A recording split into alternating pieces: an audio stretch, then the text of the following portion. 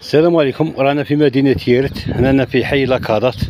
احنا هضرنا على الكالياتوس الصفصاف، قلنا لهم باللي ما يتغرسوش في لافيل، هادو تقبضهم السوسه وينقرضوا ويطيحوا.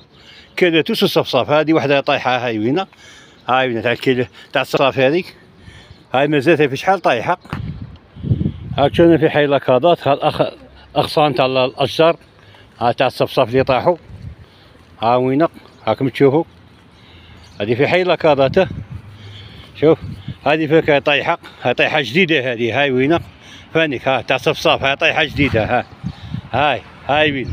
انا غير نهضروا ونعاودوا الصفصاف والكالياتوس ما يجيش في لافيل، تقبضه السوسه ويطيحوا. نزيدو نواصلوا الفيديو. هاي وحده فانيك طاحت هنا انقرضت، وهاي وحده فيك تحت انقرضت، وها من الاغصان تاعهم هنا مقيسه. هذه غير في حي لاكادات، يعني هاي وين. نعطيكم نداء، يعني اللي يبغي يغرس الشجره يروح كما يقولوا محافظه الغابات ولا هما يخبروهم واش يغرسوا. والغرس ماهوش ساهل، حتى الا حفرت وصلت حجره زيد هرسها وعمق الحفره بالعروق يهودوا التحت. هذا نداء يعني اللي يبغي يغرس الشجره. والسلام عليكم.